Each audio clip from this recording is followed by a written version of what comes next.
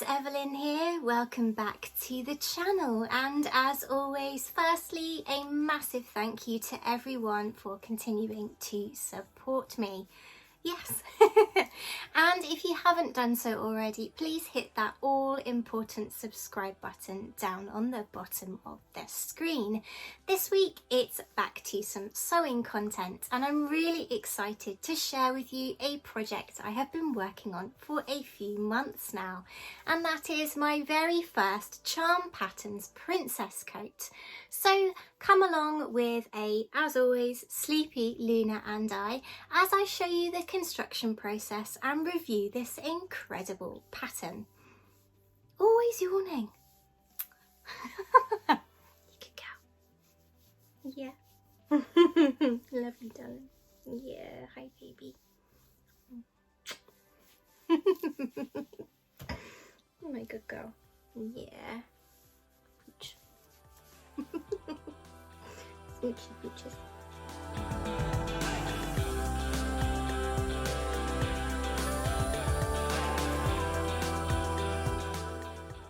Any project as big as this one is a complete labour of love, so be sure to take some time out deciding on the myriad of options that Gertie and Charm Patterns always provide. And this can help you really get inspired by your design and fabric choices. And sketching really helps me with this. It helps me to envisage the finished product and makes me even more enthusiastic for the process to come.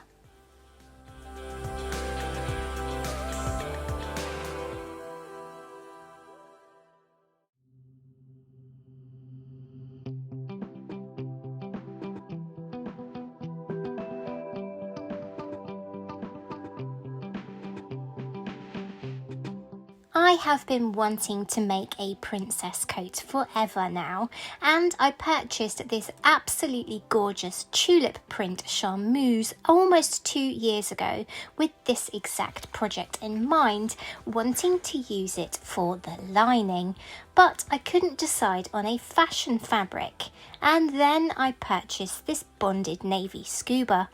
It's a very stable double knit with some water resistance, which is perfect for the sudden showers that can occur in my bonny Scotland. Although the princess coat pattern is not designed for a knit, because this particular scuba is bonded, it's incredibly strong and stable, so there's very little movement or drop to the fabric, so I decided just to go for it.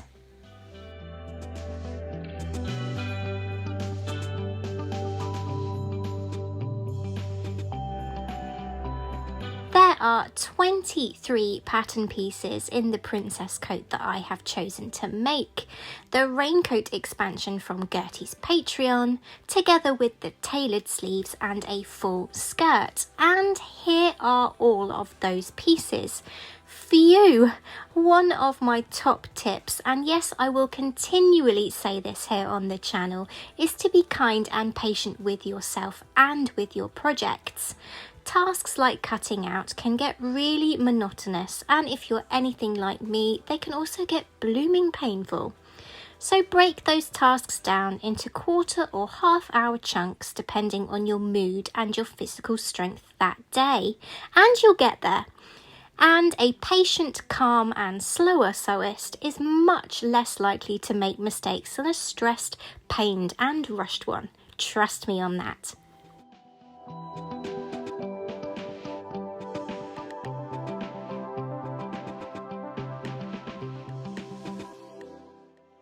Are bound buttonholes, something that I have not done for a very long time. Always begin as you see me doing here by creating a practice buttonhole on your intended fabric. Not only will this provide you with some practice, but it will also provide a handy indication of how your machine and fabric will interact. Do you need to adjust your tension or your stitch length? It's much better to find out now than mid-project. Nobody likes unpicking.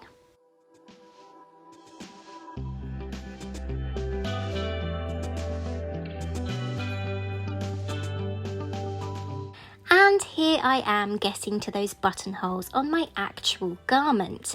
I can promise you that these are achievable.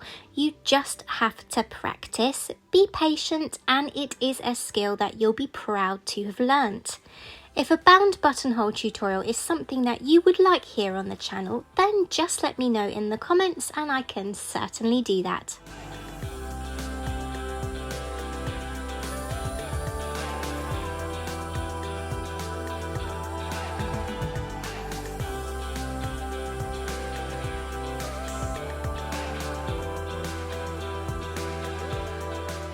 Constructing the bodice begins by stay stitching the front princess seams and clipping the seam allowances. This helps when sewing two such contrasting curves together. And here I am sewing those princess seams.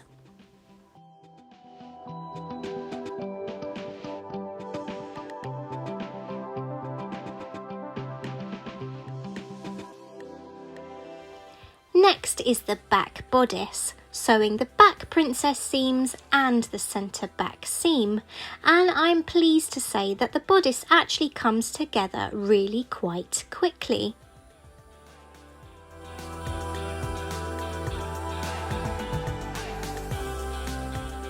Next, the shoulder seams join the bodice fronts and backs for the first time.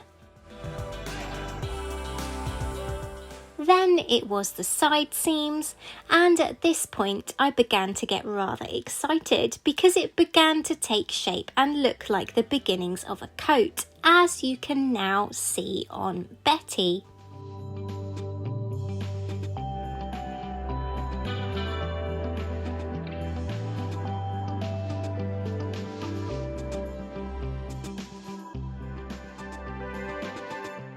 Next up was constructing the sleeves, and this time I have chosen to use the two-part tailored sleeves, sewing the two seams on each sleeve like so.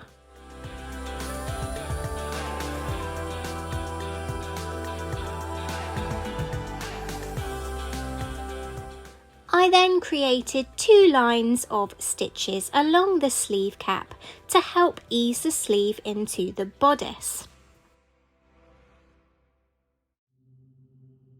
And here I am installing the sleeves. Really take your time with this, using those gathering stitches to ease the sleeve into the armscye, matching any notches and distributing those gathers evenly. Adjust the garment when you need to, placing your needle down and lifting the presser foot if necessary. Taking your time here really does make the difference between a messy, uneven sleeve cap and a lovely smooth one like this that I am rather proud of.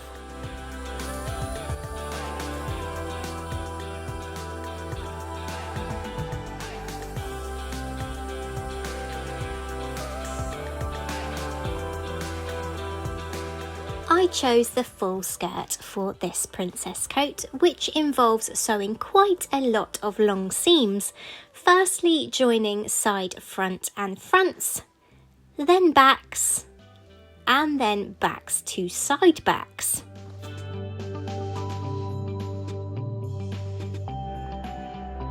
Next came the pockets, and if I wasn't excited about this project before, hint hint I was elated about it now. You begin by sewing pocket pieces individually to each side back and side front, then pressing the pockets outwards, and this really got a shriek from me. I loved the fabric choices that I had made, but this really made me one very happy bunny. Just look at this loveliness.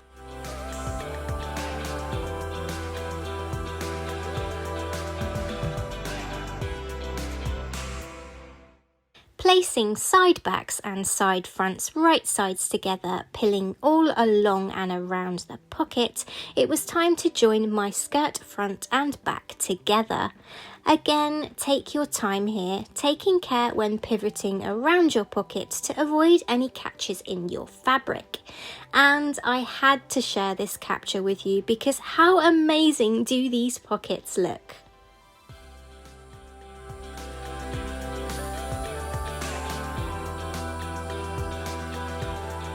And now here I am joining the bodice and the skirt at the waistline seam.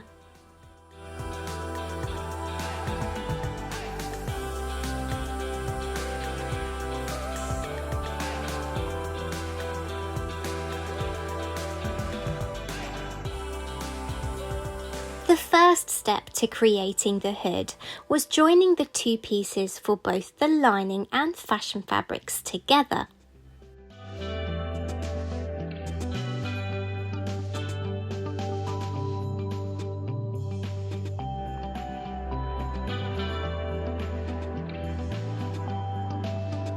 The fabric and lining are then placed right sides facing and are sewn together all along the upper curved edge of the hood.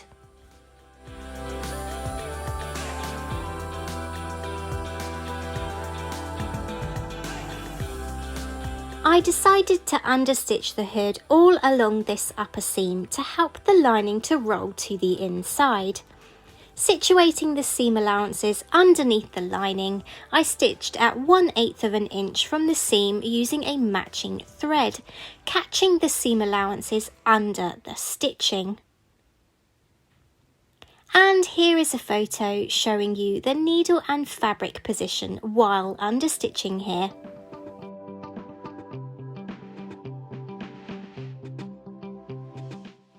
Next, it was time to baste the hood to the coat bodice.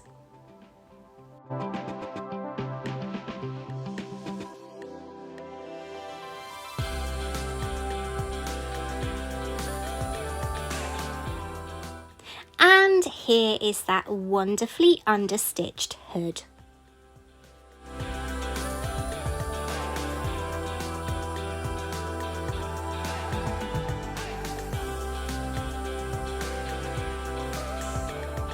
Construction of the sash simply happens by joining the pieces together, then stitching them right sides together, leaving a small gap by which to turn the piece, slip stitching that gap closed. And I really could not resist pinning the in progress project onto Betty to get a sneak peek. And this is a great way to stay motivated on a longer project like this. If you can see that your garment is really beginning to come together, it can be a real source of encouragement to keep going. To say that I was ecstatic at this point is such an understatement, and I even had a little chortle to myself about how the way the hood was draped made Betty look a dead ringer for Ezio from Assassin's Creed. You go, Betty.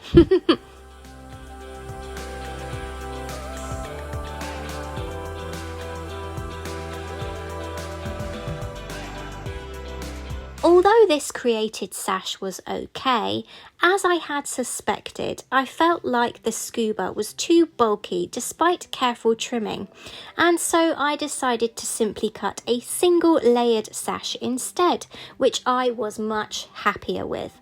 Another pro for our scuba fabric. No fraying. Fantastic.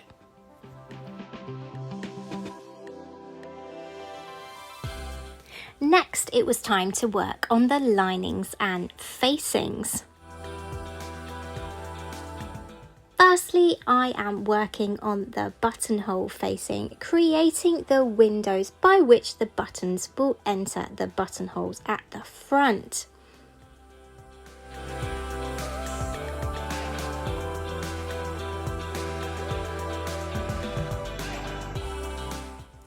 I then stay stitched the front princess seams. And then, yes, you guessed it, it's time to sew those princess seams.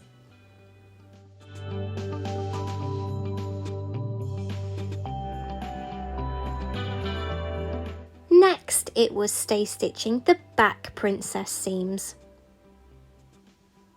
And then stay stitching the back neckline in order to stabilise it, and sewing the pleat in the back lining piece.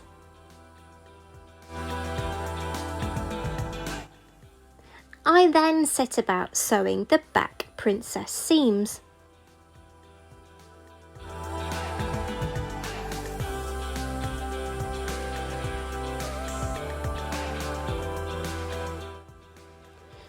front and back bodice linings were then joined at the shoulder and side seams.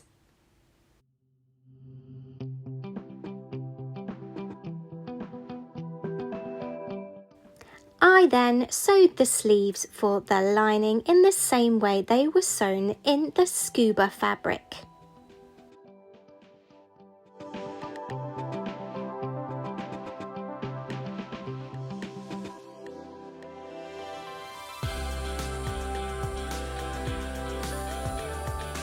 And then inserting the sleeves just like before.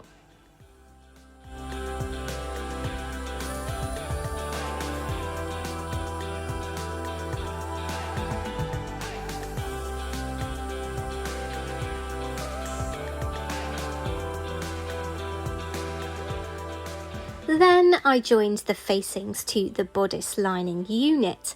This should have been done before joining the back and front linings. I must have made a mistake somewhere along here, but it worked out fine, so all is well and I'm happy.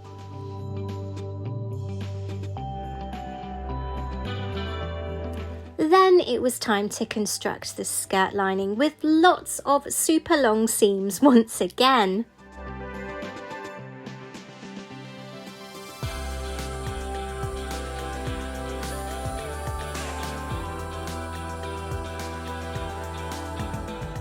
Then I attached the facings to the skirt.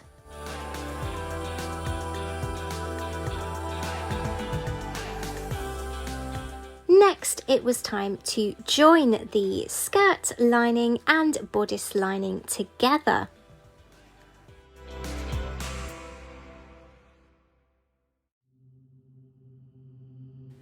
And here you can see the importance of pressing those seams.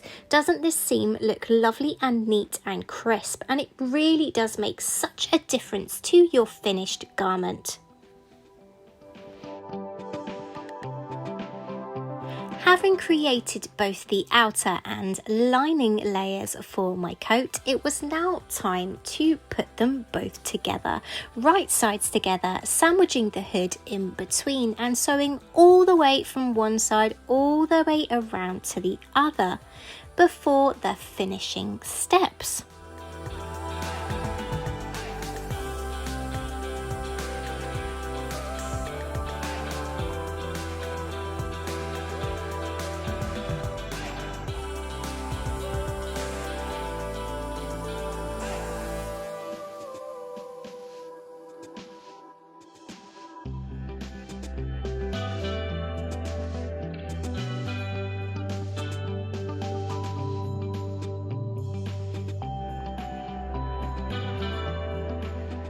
To begin the final steps of creating my princess coat, I secured the buttonhole facings to the buttonholes by hand stitching them like so.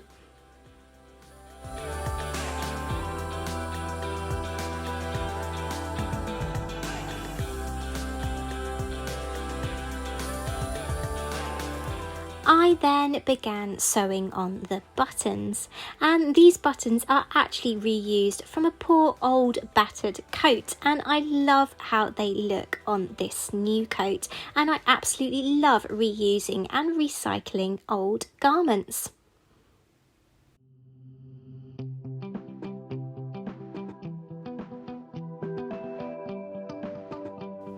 Then it was time to get to hemming. And I started by hemming the sleeves and then hemming the skirt, and I decided to top stitch both the sleeve hems and the skirt hems in order to hold this heavier scuba in place.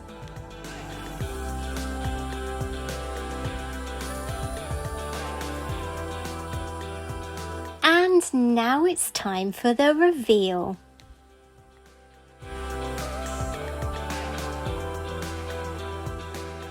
So here is the finished princess coat. There are not enough words to describe how much I love this garment. It is actually one of my ultimate favourite projects. I love how it looks, I love how it feels on, and I absolutely love Gertie and Charm Patterns for carrying on creating these incredible vintage patterns. Thank you so much. And you can probably tell how happy I am from the smile on my face.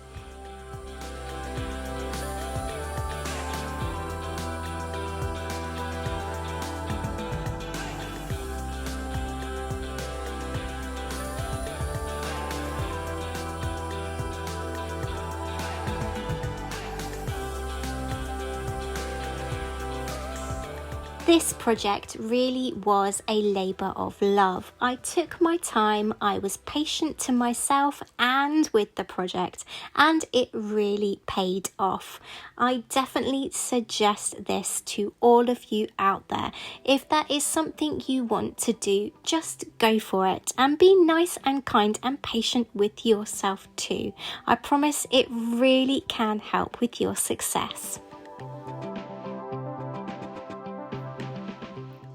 So there you have it, my very first Charm Patterns princess coat, and I am really happy with the results.